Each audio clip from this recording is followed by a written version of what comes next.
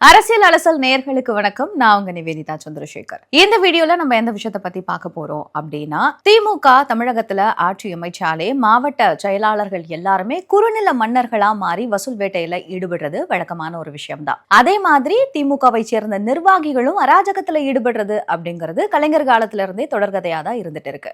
இப்போ எந்த மாவட்டத்துல எந்த நிர்வாகி என்ன பண்ணாரு அப்படிங்கிறது தான் பார்க்க போறோம். இது காதை மூடிய ஊடகங்கள். ராணிப்பேட்டை மாவட்டத்துல வர்த்தகாணி அமைப்பாளரா இருந்த தியாகராஜன் மேல ராஜலட்சுமி அப்படிங்கிற பெண்மணி ஒரு புகாரை கொடுக்கறாங்க. என்ன அப்படின்னா, 4 வருடங்களா நாங்க 2 பேரும் ஒன்னா வாழ்ந்துகிட்டு இருக்கோம்.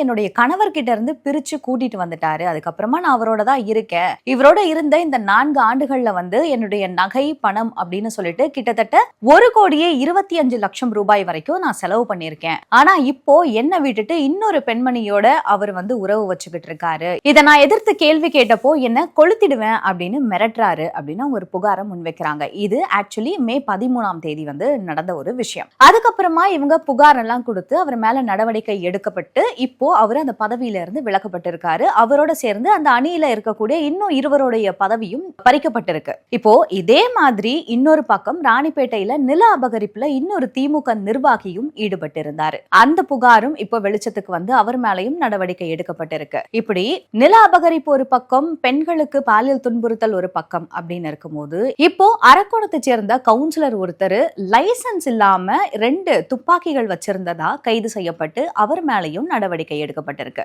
திமுக ஆட்சிக்கு வந்தாலே கண்டிப்பா அராஜகம் இருக்கும் அப்படிங்கறது நான் வீடியோவோட பிகினிங்லயே சொல்லியிருந்தேன். இப்போ ராணிப்பேட்டை மாவட்டத்துல மட்டும் இந்த மாதிரி 3 புகார்கள் வந்திருக்கு. ராணிப்பேட்டையுடைய மாவட்ட செயலாளரா திமுகவை சேர்ந்த கைத்தறி மற்றும் ஜவுளித்துறை அமைச்சர் காந்தி தான் இருக்காரு. ஆனா இவருக்கு தன்னுடைய மாவட்டத்துல இந்த மாதிரியான விஷயங்கள்லாம் நடக்குதா, அது தெரியுமா, அவருடைய காதுகளுக்கு எட்டி இருக்கா அப்படின்னு கேட்டா இப்ப வரைக்கும் அதுக்கு பதில் இல்ல. ஏன்னா இந்த விஷயங்கள் எல்லாம் பத்திரிகைகள்லயே வெளியாகி இருக்கு. ஆனா இத பத்தி அவரு எந்த ஒரு வார்த்தையுமே பேசல. அதே மாதிரி இந்த விஷயங்கள் திமுகவுடைய தலைமைக்கு எட்டி இருக்கா அப்படின்னு கேட்டா அதுக்குமே இங்க பதில் இல்ல. ஏன்னா அவங்க வேற பல விஷயங்கள்ல ரொம்ப முக்கியத்துவம் கொடுத்துக்கிட்டு இருக்காங்க. இப்போ எலெக்ஷன் நெருங்கிக்கிட்டு இருக்க தருவாயில முதலமைச்சர் அவர்கள் டெல்லி பயணம் வேற போயிருக்காரு. அவருடைய பதவியை தக்க வச்சுக்கிறதுக்காகவா இல்ல அவருடைய மகனோட பதவியை தக்க வச்சுக்கிறதுக்கா அப்படிங்கிறது தெரியல.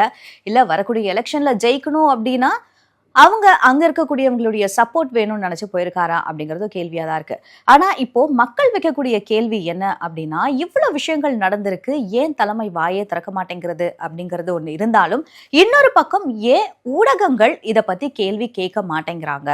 எல்லாரும் சொல்ற மாதிரி திமுகவுடைய கைப்பாகைகளா ஆயிட்டாங்களா ஊடகத்துறையினர் அப்படிங்கிற கேள்வியும் மக்கள் முன்வைக்கிறாங்க. ஆனா இதுக்கான பதில் என்ன அப்படிங்கறத தலைமைதான் சொல்லணும். இது காதை மூடிய ஊடகங்கள்.